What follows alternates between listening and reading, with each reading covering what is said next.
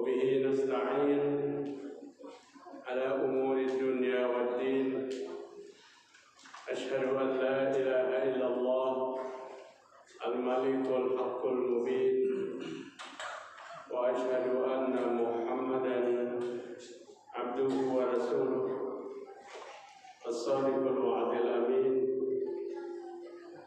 اللهم صل على محمد وعلى آل محمد كما صليت على إبراهيم وعلى آل إبراهيم إنك حميد مجيد. اللهم بارك على محمد وعلى آل محمد كما باركت على إبراهيم وعلى آل إبراهيم إنك حميد مجيد. قال الله سبحانه وتعالى: يا أيها الذين آمنوا اتقوا الله حق تقاته ولا تموتن إلا وأنتم مسلمون. يا أيها الناس اتقوا ربكم الذي خلقكم من نفس واحدة وخلق منها زوجها وبث منهما رجالا كثيرا ونساء، واتقوا الله الذي تساءلون به والأرحام إن الله كان عليكم رقيبا. يا أيها الذين آمنوا اتقوا الله وقولوا قولا سديدا يصلح لكم أعمالكم ويغفر لكم ذنوبكم، ومن يطع الله ورسوله فقد فاز فوزا عظيما. Amma ba'd, mari kita bersyukur kepada Allah Subhanahu wa Ta'ala pada malam hari ini, malam Sabtu tanggal 12 Zulkaidah 1446 Hijriah, tanggal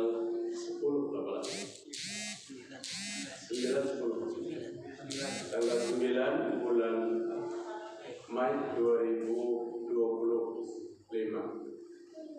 Bapak-bapak, ibu-ibu, sehat walafiat semuanya.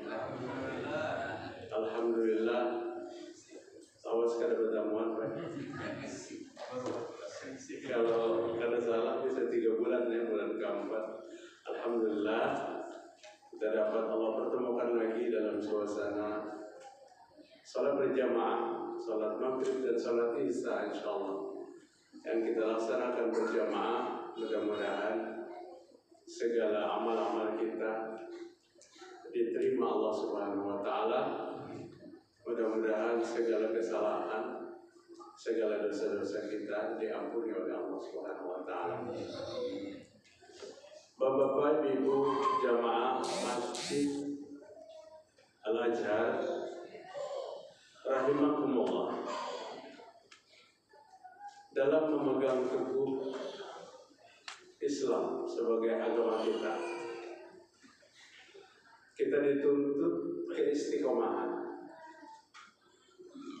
dalam memegang teguh keyakinan. Amun bahasa Banjar itu jangan buang gaya. Apa bahasa Jawa itu? Yang kadang-kadang bahasa Banjar lagi bulat-bulat lonjong, bulat-bulat lonjong. Jadi karya kita abu-abu boleh juga. Kita disuruh berislam dan istiqomah dalam Islam itu. Allah Subhanahu wa Ta'ala menyampaikan kepada kita beberapa ayat dalam Al-Quran tentang keistiqomahan dalam beragama. Karena istiqomah dalam Islam inilah yang menjadikan kita diselamatkan oleh Allah di akhir kehidupan. Orang yang mampu mengucapkan kalimat tauhid di akhir kehidupan adalah orang yang istiqomah dalam bertauhid. Dan bertauhid itu sejak kita menyatakan Islam. Kalau di dalam surah Al-A'qaf ayat 13, innal ladzina qalu rabbuna Allah. Orang yang berkata Tuhan kami Allah. Ayat itu sama dengan surah Fussilat ayat 30. Innal ladzina qalu rabbuna Allah. Sesungguhnya orang yang berkata Tuhan kami Allah. Kita semua katakan itu karena kita bertuhan kepada Allah Ta'ala. Tapi apakah kita dituntut hanya mengucapkan itu? Sering saya sampaikan di kajian-kajian, masuk Islam itu mudah. Cukup kumpulkan saksi 2-3 orang, kemudian mengucapkan 2 kalimat syahadat, maka sah dia sebagai seorang muslim. Tapi keistiqomahan dalam memegang teguh Islam itu yang dituntut kepada kita. Sehingga keistiqomahan ini kita bawa sampai akhir hayat. Bapak Ibu, di dalam zikir pagi dan petang ada satu istighfar yang disuruh kita membacanya. Sayyidul Istighfar namanya. Ibu-ibu biasanya menghafal itu. Sayyidul Istighfar itu yang menamainya Nabi Muhammad SAW. Kita mencoba untuk mendalami apa Sayyidul Istighfar itu. Kenapa kita harus dalami? Karena Nabi katakan man qalaha minan nahari, siapa yang membacanya pada siang hari, muqinan biha, dia yakini apa yang dia baca itu, pamata min yaumihi, mati pada hari itu, qabla ayyam siang, sebelum datangnya sore hari, bahwa min ahli jannah, maka dia dari ahli surga. Allah masukkan dia ke surga. Wa man qalaha minal lail, siapa yang membacanya Sayyidul Istighfar itu pada malam hari. Ya pemain kita nih.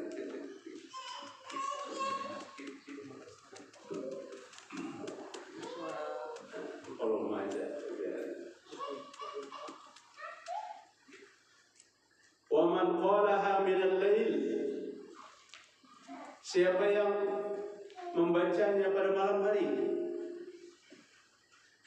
wa huwa muqinun biha, sudah. Dan dia yakin dengan apa yang dia baca. Pamata min qabla yusbiha, mati sebelum datangnya waktu subuh besok. Wa min ahli jannah, maka dia ahli surga. Hadis sahih diriwayatkan Imam Bukhari 6306. Nabi menyampaikan ada bacaan yang kita baca itu dibaca pagi, kemudian mati pada hari itu, yakin dengan apa yang dia baca, maka dia masuk surga. Dibaca malam, kemudian meninggal sebelum subuh, yakin dengan apa yang dia baca, maka masuk surga. Ternyata di dalam Sayyidul Istighfar yang disunahkan untuk membacanya setiap pagi dan petang, dan Sayyidul Istighfar itu masuk dalam zikir pagi dan zikir petang. Ada kalimat-kalimat keistiqomahan dalam bertauhid. Maka Nabi mengatakan dibaca kemudian diyakini. Apa yang dibaca diyakini itu? Allahumma, wahai Tuhan kami, Anta Rabbi, Engkau adalah Tuhan kami. La ilaha illa Anta, tidak Tuhan kecuali Engkau. Khalaqtani, Engkau yang menjadikanku. Wa ana abduka, dan aku adalah hambamu. Di sini aja sudah luar biasa. Belum lagi kita teruskan. Wa ana ala ahdika wa wa'dika mastata'tu. Dan hamba berusaha memenuhi janji-janji hamba kepadamu ya Allah semampu hamba. A'udzubika min syarri ma sana'tu. Hamba berlindung kepadamu dari keburukan yang telah hamba perbuat. Abu'u laka bi ni'matika. Hamba mengakui berapa besar nikmatmu kepada hamba. Mukinan itu diyakini. Apa yang dia baca kemudian dia yakini. Meyakini ini bukan bacaan. Meyakini itu memasukkan ke dalam hati kita. Apa yang kita baca kita masukkan ke dalam hati kita. Apa yang kita masukkan dalam bacaan-bacaan ini mengandung ketauhidan. Allahumma anta rabbi la ilaha illa anta. Apakah itu bukan tauhid? Ya Allah, Engkau Tuhan kami, tidak Tuhan kecuali Engkau. Wa ana abduka, anta khalaqtani wa ana abduka. Engkau menciptakan hamba dan aku adalah hambamu ya Allah. Ini bacaan yang bukan ritual biasa, tapi bacaan yang wajib kita apa? Kita tanamkan di dalam hati kita. Diyakini ini yang menjadikan seseorang itu masuk ke dalam surga. Dan ini namanya istiqomah. Istiqomah. Pak istiqomah apa? Alhamdulillah Ustaz. Kami sudah 50 tahun bersama istiqomah. Itu bini-bian yang harus istiqomah. Yang dimaksud istiqomah dalam keimanan.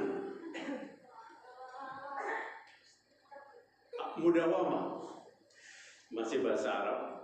Kalau bahasa Indonesia itu apa? Terus rutin. Dia pegang kuat-kuat dan tidak dilepas lagi. Itu iman. Makanya masuk Islam itu mudah, tapi istiqomah dalam Islam belum tentu. Istiqomah dalam Islam belum tentu. Yang diberikan ganjaran indahnya surga itu orang yang istiqomah di dalam iman, dalam Islam. Ayat 13 surah Al-Ahqaf 13-14, surah ke-46. Innal ladzina qalu rabbuna Allah tsumma istaqamu. Sesungguhnya orang yang berkata Tuhan kami Allah, kemudian istiqomah dengan ucapannya itu. Dia pegang kuat-kuat ucapannya itu, kada dilepas lagi. Pisit-pisit meragapnya. Orang banyak meragapnya pisit-pisit. Megangnya jangan longgar. Fala khaufun alaihim, maka tidak takut bagi mereka, wala hum yahzanun, dan tidak pernah berduka. Allah Ta'ala katakan, ulaika ashabul jannah khalidina fiha. Mereka itu adalah penghuni surga dan mereka kekal di dalamnya. Jazaa'an bima kanu ya'malun. Surga itu adalah balasan bagi orang yang melaksanakan amal ibadah. Bapak-bapak, ibu-ibu, mendatangkan keistiqomahan ini perlu latihan-latihan panjang. Perlu pendalaman-pendalaman dalam keimanan. Karena tidak sedikit orang yang pagi hari berkata Tuhan kami Allah, kemudian sore hari dia melakukan pelanggaran iman. Apa pelanggaran iman itu? Menyekutukan Allah Ta'ala. Tidak sedikit di sore hari dia berkata Tuhan kami Allah, namun pada pagi hari dia melakukan pelanggaran-pelanggaran akidah. Pelanggaran-pelanggaran akidah. Karena dia menyekutukan Allah Ta'ala. Apalagi saat ini Bapak-Bapak, yang namanya Syirik itu bukan sesuatu yang berat dianggap. Padahal tidak ada dosa yang paling besar kecuali syirik. Dalam surah An-Nisa Allah 2 kali katakan, Innallaha la yaghfiru ayyushraka bihi wa yaghfiru ma duna dzalika liman yasha. Allah tidak akan sudi mengampuni dosa syirik, dan Allah akan mengampuni dosa selain daripada itu. Bayangkan jika kita terlibat kepada kemusyrikan, terancam oleh dosa yang tidak terampuni oleh Allah Ta'ala. Sekalipun dalam ayat yang lain Allah Ta'ala berfirman, Ya ibadiyalladzina asrafu ala anfusihim la taqnatu min rahmatillah innallaha yaghfiru dzunuba jami'an. Wahai hambaku pendosa-pendosa yang melakukan kesalahan, yang menzolimi diri mereka sendiri. Indahnya Allah pada ayat ini, pendosa masih dipanggil Allah dengan kalimat santun. Wahai hambaku yang berdosa, hambaku yang melampaui batas, jangan pernah putus asa atas rahmat Allah. Kata ulama tafsir, karena rangkaian ayat ini berbicara tentang pengampunan dosa, putus asanya apa? Jangan pernah berpikir bahwa Allah itu tidak akan mengampuni apabila kita meminta ampun. Pintu taubat terbuka bagi kita, asal taubatnya dilakukan sebelum datangnya kematian. Karena tidak ada taubat lagi setelah datangnya kematian. Kalau yang dibawa sampai mati dosa bukan syirik, masih ada harapan. Jika dia meninggalkan anak dan anaknya itu memintakan ampun. Asal anak ini memintakan ampun orang tua yang mati itu, jangan hanya menunggu hari kematian. Terlalu lama, setahun sekali. Mintakan ampun dengan orang tua itu setiap waktu sholat.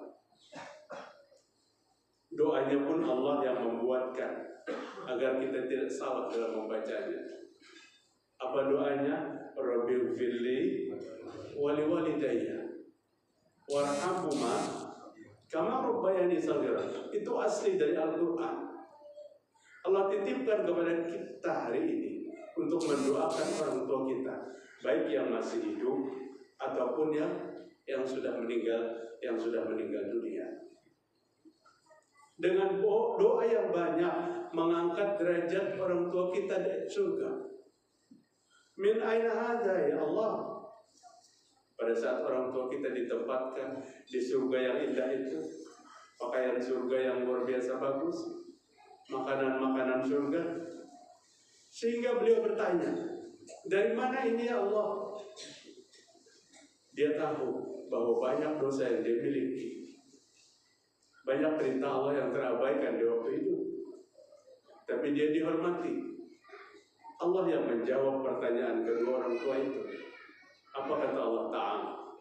Bistighfari waladika laka.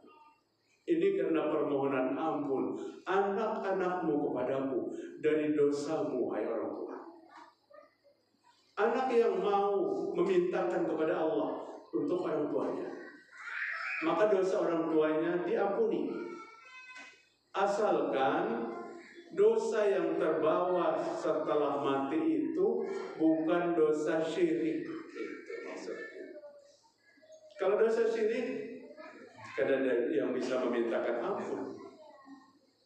Dia datang kepada siapapun untuk memohonkan ampun dosa orang tuanya yang telah syirik, tidak ada. Pada saat paman Rasul Sallallahu Alaihi Wasallam yang bernama Abu Talib telah wafat dan Nabi berada pada kepiluan yang luar biasa, karena pamannya diajarkan kalimat tauhid tapi tidak mengatakan kalimat itu. Maka Nabi berkata, ya Allah ya Rabb, jika engkau mengizinkan ini paman, akan saya doakan, saya mohonkan agar Allah mengampuni. Apa jawaban dari Allah Ta'ala? Datang malaikat Jibril pada saat itu membawa satu satu ayat. Apa ayat itu berbunyi? Maka nalin nabiyyi walladzina amanu ayastaghfiru lil musyrikin walau kanu uli qurba min ba'di ma tabayyana lahum ashabul jahim. Kalau tidak 113, kalau tidak salah, surah Taubah. Tidak pantas bagi seorang nabi, kata Allah Ta'ala, dan tidak pantas bagi seorang yang beriman ayastaghfiru lil musyrikin, untuk memohonkan ampun kepada orang yang mati dalam keadaan syirik, walau kanu uli qurba, sekalipun yang mau dimintakan ampun itu kerabat dekatnya sendiri. Siapa yang mau dimintakan ampun Nabi Muhammad SAW? Pamannya, saudara bapaknya. Tapi Allah melarang, jangan mintakan ampun. Dia mati dalam menyekutukan Allah Ta'ala. Bapak Ibu, ini yang sangat patut untuk kita tanamkan, ajarkan kepada keluarga kita yang hendak sakaratul maut, agar dia kembali kepada Allah bukan dengan kemusyrikan, tapi dengan ketauhidan. Bagaimana dia kembali dengan ketauhidan, dengan iman yang sempurna? Pastikan dia mampu mengucapkan kalimat La ilaha illallah. Ini yang saya maksudkan, istiqomah dalam iman sampai akhir hayat. Sampai akhir hayat. Karena manakala dia mendidik anaknya bukan pada tempat pendidikan yang benar, mengatasnamakan Islam, yang dibisikkan kepada ayah yang mau meninggal apa? Bukan la ilaha illallah. Ayah, bayangkan muha guru bala. Ini bisikan yang mencelakakan bapak-bapak. Orang yang hendak mati dibisiki di telinganya, membayangkan muka guru. Ulun kan nyambat mungkin aja, guru Mas Udi disuruhnya dibayangkan atau siapa. Tapi ini ajaran yang salah bapak-bapak. Siapapun hari itu tidak ada yang bisa membantu kecuali orang yang bertauhid. Maka yang diucapkan adalah La ilaha illallah, kalimat tauhid, bukan membayangkan siapa-siapa di waktu hendak mati itu, tapi dengan menyempurnakan ucapan tidak ada Tuhan kecuali Allah Subhanahu wa Ta'ala. Ini Allah katakan pada ayat 30 surah Fussilat, Innal ladzina qalu rabbuna Allah summa istaqamu tatanazzalu alaihimul malaikah alla takhafu wa la tahzanu wa abshiru bil jannati allati kuntum tu'adun. Bismillah.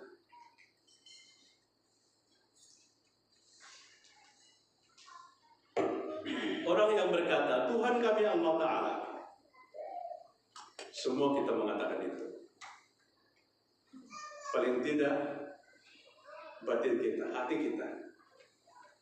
Apalagi kalau ditanya siapa Tuhanmu, pasti kita akan jawab Tuhan kami adalah Allah. Tapi tidak cukup dari perkataan itu, yang dituntut kepada kita istiqomah dengan ucapan Tuhan kami Allah. Dia pegang ucapan ini, seperti kita sering berdiskusi dengan teman kita. Pada saat teman kita berjanji dengan perjanjian yang kuat, apa kata teman yang satu? Aku pegang ucapanmu. Jangan hianati apa yang kamu bicarakan. Jangan hianati apa yang kamu persaksikan. Pegang kuat-kuat ucapan itu sampai akhir hayat. Dia bertauhid kepada Allah Subhanahu wa Ta'ala. Bukankah kalimat ini yang menjadikan perjalanan hidup 80 tahun, 70 tahun, 90 tahun selamat kalau akhir hayat ditutup dengan kalimat tauhid. Seorang Baduy ja'a A'rabiyan, 2 orang. Telah datang 2 orang A'rabi.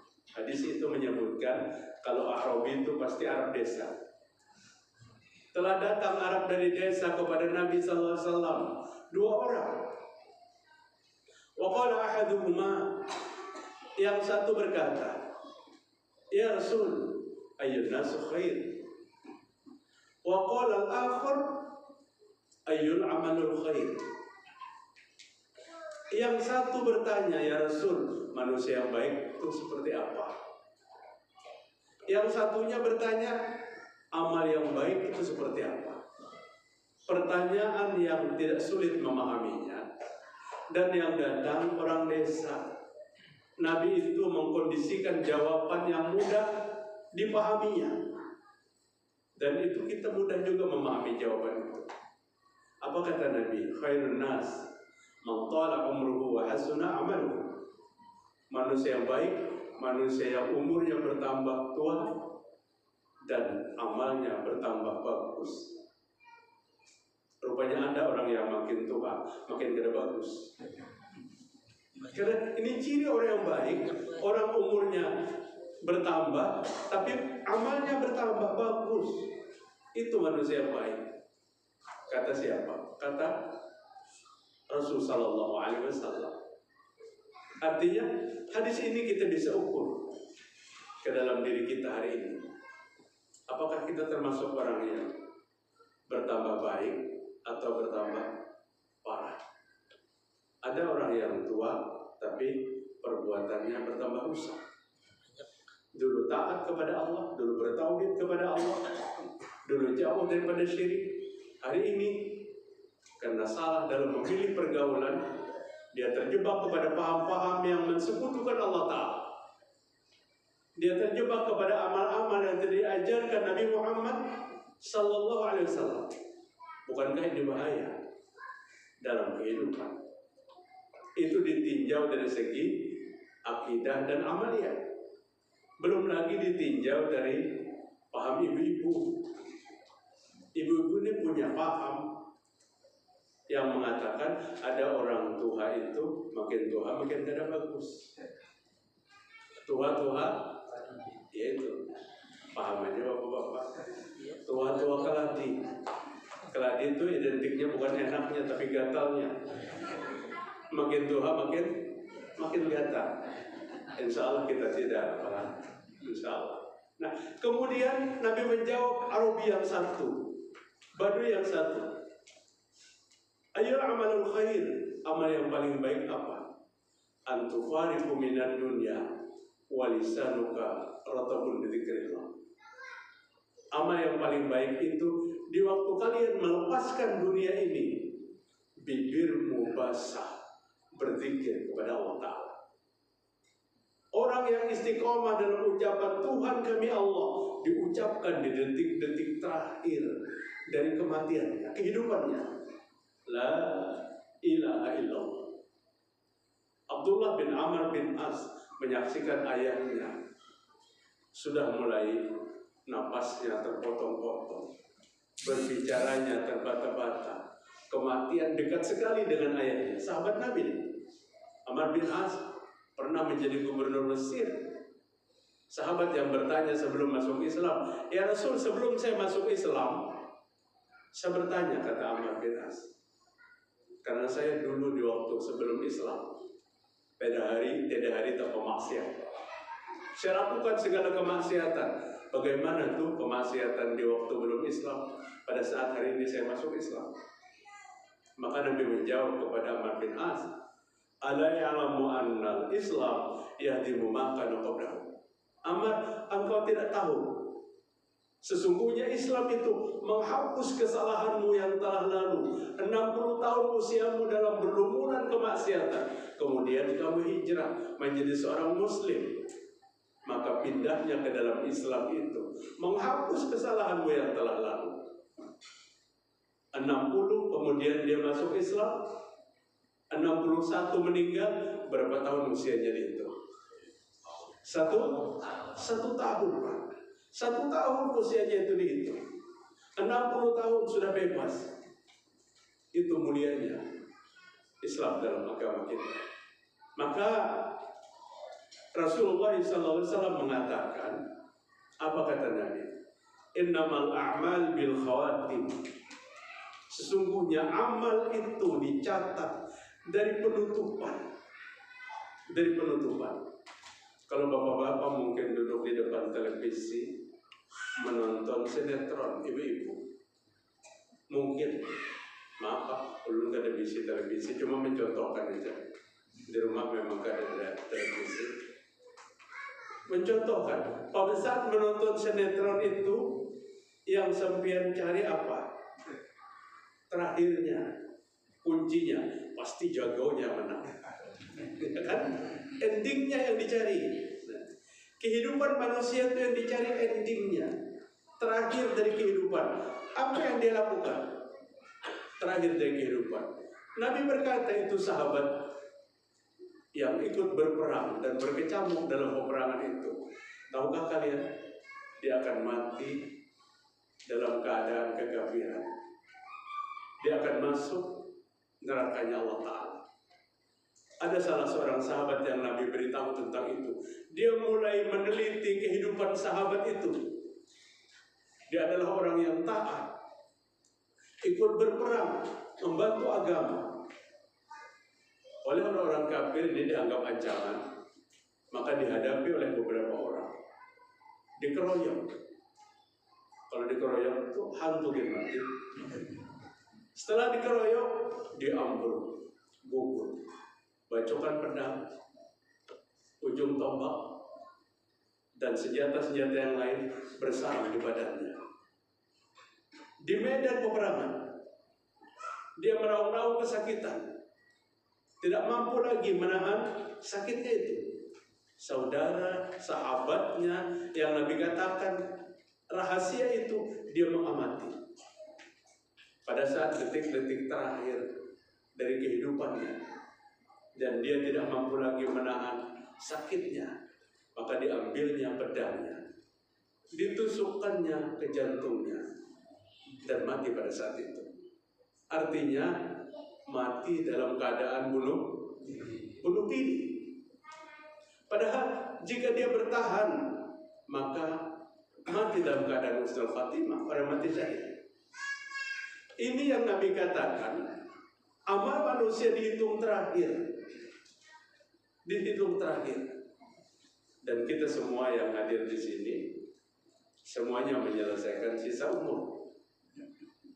Yang tua jangan katakan kepada yang muda, opiat sudah bau tanah. Sama bau tanah semua. Karena kematian itu kada pernah melihat umurnya berapa. Apabila ajal itu datang, maka terjadi kematian itu. Kada ada persyaratan umur. Malakal maut datang, lihat fotokopi KTP dulu, mencukupi umur, tidak pernah ada itu. Malakal maut datang, sudah ubanan atau belum? Juga tidak syarat kematian. Yang ubanan mati, yang kada ubanan pun mati.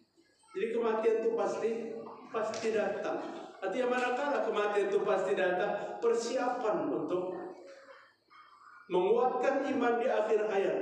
Ini yang diperintahkan dalam agama kita. Apa yang terjadi bagi orang yang istiqomah dalam imannya, bapak-bapak? Innal ladzina qalu rabbuna Allah tsumma istaqamu tatanazzalu 'alaihimul malaikatu. Maka malaikat akan datang menemuinya. Malaikat akan datang menemuinya. Kapan malaikat itu akan datang? Di Al-Quran yang bercerita, inda sakaratil maut, di waktu orang itu hendak mati. Orang yang berkata Tuhan kami Allah, kemudian dia pegang kuat-kuat sampai akhir hayat. Di waktu dia hendak mati, malaikat datang. Dia melihat malaikat yang banyak itu. Sana keluarga, suami, istri, famili, tidak ada yang melihat. Yang mengelilingi semuanya dengan sapu tangan atau tisu, menangis mengantarkan keluarganya akan meninggal. Yang akan meninggal ini berbahagia. Kenapa jadi berbahagia? Karena malaikat yang datang berkata, la takhafu wa la tahzanu. Engkau jangan takut, engkau jangan bersedih. Wa abshiru, bergembiralah sekarang. Bil jannatil lati kuntum tu'adun, dengan surga yang Allah pernah janjikan kepadamu. Dia sudah diceritakan oleh sekelompok malaikat bahwa dia akan masuk surga. Ini kematian yang terindah. Sakitnya kematian itu yang disampaikan oleh Amr bin As. Seperti bernapas di lubang jarum anakku, orang yang hendak mati itu. Seperti gunung yang ada di dunia ini ditaruh di atas dada. Begitu orang mati, orang hendak mati. Tapi pada saat mendengar berita dan mendengarnya dari malaikat, engkau bergembira, engkau masuk surga. Terekam oleh penglihatan kita. Sidin itu terkuringing dia untuk hendak mati. Tersenyum dia untuk hendak mati. Berita tentang surga itu membuat sesuatu yang sangat sakitnya tidak terasa sakit. Dan inilah iman, Bapak-bapak. Iman yang dibawanya sampai akhir hayat.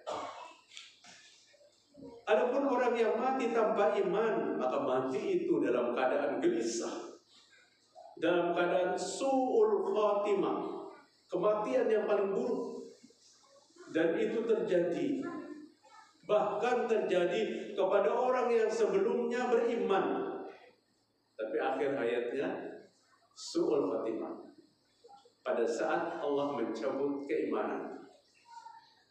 Utsman bin Affan radhiyallahu anhu, sahabat Nabi, berkata, yang paling ditakutkan oleh orang yang beriman itu fi sittati anwa', pada 6 macam. Yang pertama, min qablillah ayakhuzul iman. Orang yang beriman itu ditakutkannya apa? Allah cabut imannya. Pada ayat 99, ayat 100, 2 ayat berturut-turut surah Yunus, Allah berfirman apa? Walau sya'a rabbuka la'amana man fil ardi kulluhum jami'an. Jika Allah berkehendak untuk membuat penghuni bumi ini semuanya beriman, seluruhnya, tidak sulit bagi Allah Ta'ala.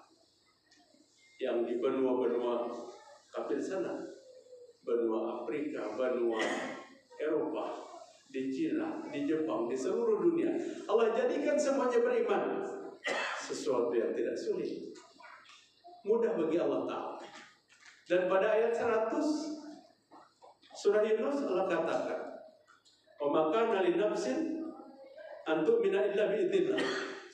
Tidak ada seorang diri yang beriman kecuali atas izin Allah Ta'ala. Bapak-bapak, ibu-ibu, kita tidak berlebihan kalau saya katakan kita yang hadir pada hari ini pilihan, orang yang dipilih oleh Allah untuk duduk bersama di tempat yang paling Allah cintai. Karena yang paling Allah cintai di muka bumi ini adalah masjid. Sampai belum malah. Jangan menang-menang ini, Pak.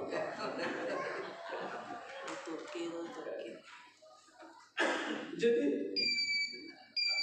ini bujuran. Bismillah. Boleh diteruskan malah sedikit, ya, sedikit. Jadi orang beriman itu yang ditakutkannya Allah cabut imannya. Mudah bagi Allah Ta'ala.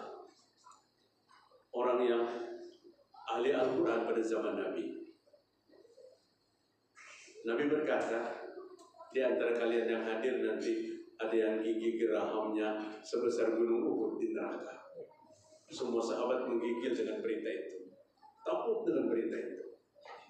Di antara kalian, ini bang sahabat, ada yang giginya seperti gunung Uhud, tapi di neraka. Artinya apa? Ada yang masuk neraka. Kalau dihitung waktu itu siapa sih yang masuk neraka itu? Ada yang taatnya luar biasa, ada yang membaca Al-Quran bagusnya luar biasa, ibadahnya luar biasa, akidahnya luar biasa. Satu persatu yang hadir itu wafat kembali. Ada yang mati syahid, ada yang mati seperti biasa dalam keadaan husnul khatimah. Sehingga kata Abu Hurairah, 2 orang yang tertinggal yang belum mati, aku dan Rajal bin Al-Fuwa. Aku sakit hati dengan berita itu. Jangan-jangan antara 2 kan? Kalau pada Rajal, aku. Ucapan Nabi itu wahyu. Ucapan Nabi itu wahyu. Rajal bin Al-Fuwa terkenal, sahabat yang disayangi oleh Khalifah Abu Bakar radhiyallahu anhu setelah Nabi wafat. Abu Hurairah terkenal sahabat Nabi yang paling banyak meriwayatkan hadis, lebih daripada 5.000. Perjalanan berlanjut, tinggal 2 sahabat lagi yang belum wafat. Nabi wafat pada saat itu. Kekhalifahan jatuh ke tangan Sayyidina Abu Bakar radhiyallahu anhu. Terdengar berita yang mengecewakan. Khalifah Abu Bakar, ada seorang laki-laki yang membaiatkan dirinya dan dibaiat oleh banyak sahabat sebagai nabi yang terakhir. Laki-laki itu yang bernama Musailamah Al-Kadzdzab. Musailamah menyebarkan kemurtatan. Puluhan ribu sahabat murtad membaiat Musailamah sebagai nabi yang terakhir. Padahal Al-Quran menyebutkan nabi penutup adalah Nabi Muhammad sallallahu alaihi wasallam. Abu Bakar radhiyallahu anhu mengutus beberapa orang sahabatnya untuk mendakwahi yang murtad kembali kepada Islam. Termasuk salah satu yang diutus waktu itu Rajal bin Unfuah. Dia berangkat dari Madinah mendatangi sahabat-sahabat yang murtad, didakwahi untuk kembali kepada Islam.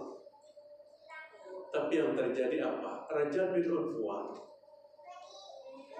datang membaiat Musailamah Al-Kadzdzab sebagai nabi yang terakhir. Sahabat yang menjadi kesayangan Nabi, kesayangan Khalifah Abu Bakar. Ini yang ditakuti oleh yang beriman. Pada detik-detik terakhir dari kehidupan, imannya dicabut oleh Allah. Terdengar oleh Khalifah Abu Bakar, Rajal bin Unfuah murtad. Maka Abu Bakar radhiyallahu anhu marah dan menyuruh mengirimkan pasukan. Jangan didakwahi lagi yang murtad itu, diperangi. Maka terjadi perang Yamamah namanya. Perang Yamamah itu antara sahabat berperang, tapi sahabat yang murtad dan sahabat yang setia. Pemimpin panglima perang Khalid bin Walid. Prajurit andalan di antaranya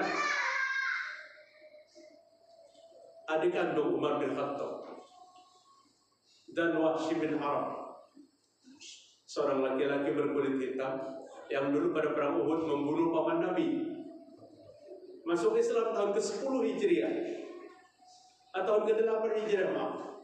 Masuk Islam tahun ke-8 Hijriah, dan dia bersumpah pada saat aku pernah melakukan sesuatu yang membuat Nabi sakit hati, aku akan melakukan sesuatu yang membuat Nabi senang. Sayang, sumpahnya itu berlaku sesudah Nabi wafat. Abu Bakar juga membuat si Wahsy ini bin Harb ini sebagai seorang prajurit andalan turun ke medan peperangan berkecamuk. Pihak musuh, sahabat yang murtad dipimpin oleh Musailamah Al-Kadzdzab. Peperangan berkecamuk. Musailamah Al-Kadzdzab jatuh di tangan Wahsy bin Harb, dan dia bersyukur, aku pernah membunuh orang yang disayangi Nabi. Hari ini aku membunuh orang yang dibenci oleh Nabi Muhammad SAW. Rajal bin Unfuah menjadi pasukan murtad, dibunuh oleh Khalid bin Khattab, adik kandung Umar bin Khattab. Kemenangan waktu itu ada pada umat Islam. Bapak, peristiwa ini menjadikan gambaran kita begitu nilai iman itu luar biasa. Maka iman itu kita jaga, iman itu kita pantau. Pada saat iman ini tidak terpantau, maka Allah bisa tarik iman itu. Bagaimana memantaunya? Jauhkan akidah kita dari segala sesuatu yang membuat iman kita rusak. Segala pelanggaran-pelanggaran lain kita berharap, karena janji Nabi Muhammad SAW kepada kita, kullu ummati mu'afi, seluruh umatku itu dimaafkan segala kesalahannya. Nabi mengatakan umatku dimaafkan segala kesalahannya. Bapak-bapak, ibu-ibu, kita yang ada di Masjid Al-Azhar malam hari ini adalah umat siapa? Umat Nabi Muhammad salah. Berarti kita adalah orang yang dimaafkan segala kesalahan kita. Tapi apa yang Nabi katakan, illal mujahirin, kecuali yang tidak dimaafkan itu al-mujahirin. Hati-hati jangan salah sebut. Sementara sebut al-muhajirin itu Muslim Muhammadiyah di AKSN.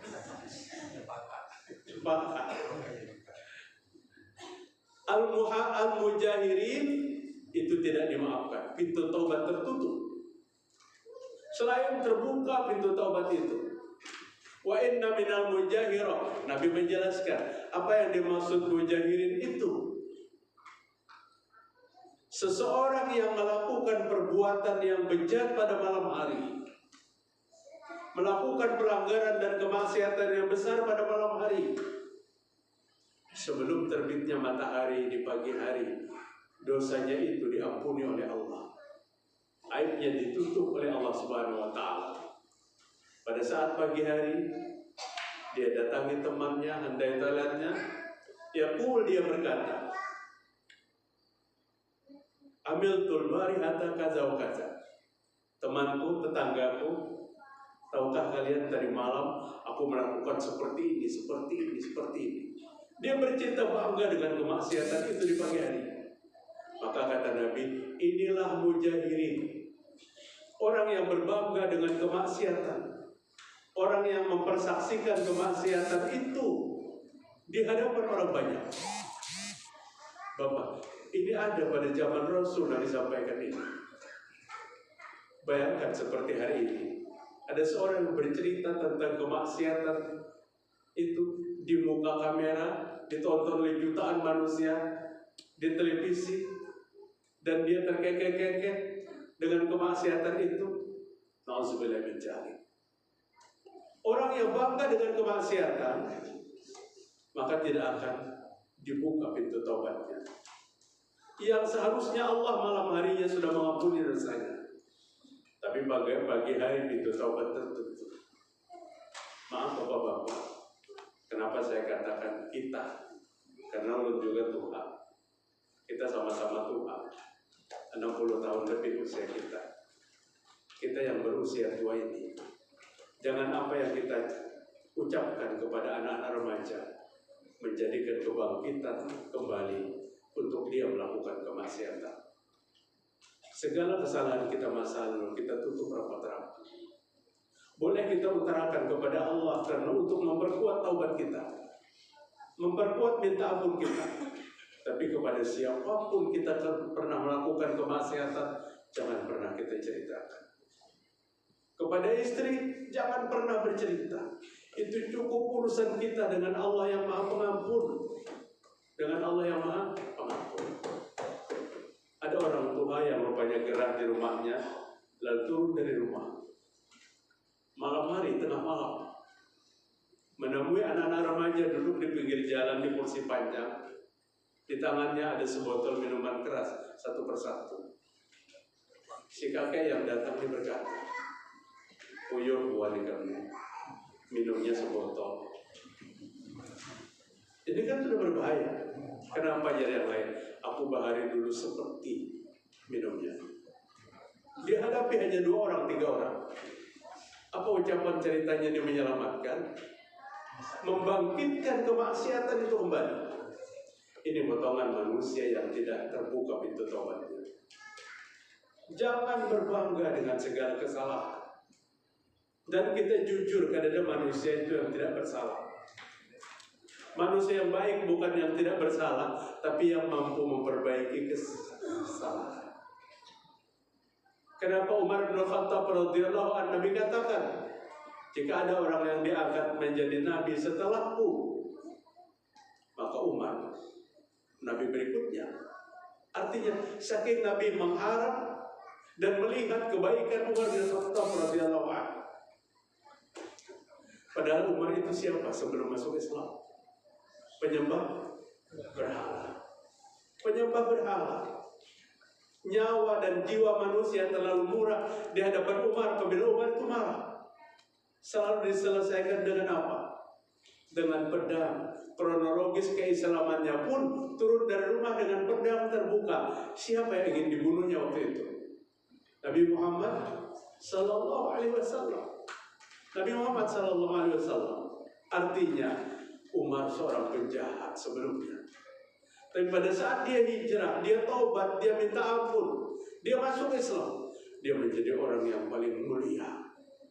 Di antara kemuliaan yang dapat kita lihat hari ini, kuburannya berdampingan dengan kuburan dua orang yang mulia, Nabi Muhammad SAW, Abu Bakar radhiyallahu anhu, dan Umar radhiyallahu anhu.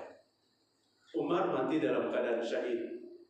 Di waktu mengimami salat subuh, dadanya ditikam oleh Abu Lu'lu'ah, seorang tokoh Syiah, beberapa kali, dan dia ambruk. Abu Lu'lu'ah dihukum bunuh pada saat itu. Kuburan Abu Lu'lu'ah hari ini, pembunuh Umar itu, diziarahi oleh orang-orang Syiah sebagai pahlawan. Karena dia membenci kepada sahabat, membenci kepada Abu Bakar, membenci kepada Umar. Beberapa hari Umar sudah kehabisan darah. Kesehatannya mulai menurun dan kematiannya dekat. Maka Umar berkata kepada anaknya Abdullah bin Umar, "Anakku Abdullah, datanglah engkau kepada Bunda Aisyah radhiyallahu anha. Katakan kepadanya, bolehkah jika ayah mati, jika ayah wafat, ayahnya dikuburkan berdampingan dengan ayahnya Abu Bakar Siddiq, Nabi Muhammad, Abu Bakar dan Umar." Bapak-bapak tahu apa jabatan Umar waktu itu? Seorang kepala pemerintahan, seorang kepala negara, seorang khalifah yang kedua. Dia waktu mati syahid dalam keadaan menjadi khalifah. Abdullah anaknya datang kepada istri Nabi Aisyah radhiyallahu anha. Bunda Aisyah, ayah tadi berkata, jika ayah wafat, apakah Bunda Aisyah mengizinkan ayahku dikuburkan berdampingan dengan Nabi, berdampingan dengan Abu Bakar? Padahal di tanah yang kosong itu dipersiapkan untuk apa? Untuk Aisyah. Karena itu rumahnya Aisyah, rumahnya Nabi Muhammad SAW. Wanita ahli surga yang berhati tulus itu. Dia katakan kepada Abdullah bin Umar, Abdullah, silakan jika ayah wafat kuburkan di sana. Bapak tahu hari ini di mana kuburan Aisyah radhiyallahu anha? Dibagi bersama 10.000 lebih sahabat Nabi Muhammad Sallallahu Alaihi Wasallam. Padahal itu haknya.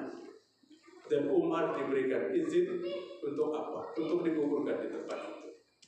Kesimpulan yang dapat ulun sampaikan, mari kita jaga iman kita. Karena iman itu bisa naik dan iman itu bisa turun. Yazid wa yanqus, naik dan turun. Yang sangat kita khawatirkan, waktu iman itu turun pada titik yang sangat terendah dan malakul maut datang. Apa yang terjadi? Kematian yang paling buruk. Karena mati yang baik adalah orang yang mati dalam keadaan iman yang sempurna. Mudah-mudahan kita semua dalam keadaan mati husnul khatimah. Bapak-bapak, tanya jawab ada, tapi sudah dekat-dekat cukup kak? Cukup, nah untuk aja merah cukup. Belum sebelum menutup mohon maaf yang sebesar-besarnya. Kalau tidak salah 3 kali berturut-turut kajian batal oleh hari. Rindu Pak, bujur-bujur rindu di Al-Azhar itu. Ingin tiap bulan rutin. Satu, kondisi kesehatan waktu itu. Yang kedua, kebetulan berangkat umrah sehingga tidak datang. Dan alhamdulillah malam ini Allah pertemukan kita dalam suasana turunnya rahmat dan barokah dari Allah Subhanahu wa taala. Man salaka tariqan yaltamisu bihi ilman sahalallahu lahu tariqan ilal jannah. Siapa yang menempuh jalan tujuannya mana? Ke tempat ilmu pengetahuan, di ilmu Islam dibicarakan, maka nanti Allah akan memudahkan langkahnya menuju surga Allah Subhanahu wa taala. Mudah-mudahan majelis kita malam hari ini menjadikan dimudahkan Allah kita untuk masuk ke dalam surga Allah Subhanahu wa taala. Subhanakallahumma wa bihamdika asyhadu an la ilaha illa anta astaghfiruka wa atubu